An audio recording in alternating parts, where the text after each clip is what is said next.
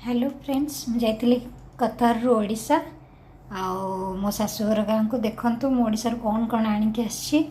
देखते ये बारी शाग यहीटा देखो कौन मुझे देखा आपन को खोलिकी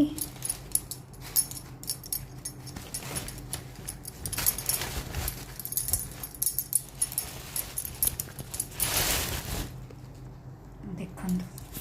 सजना छुई आईटा देखो आंबुल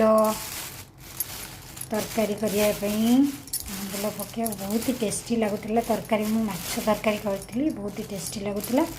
तो मुझे या भी नहीं आसी देखु मुग डाली देसी मुग आज्ञा इे तो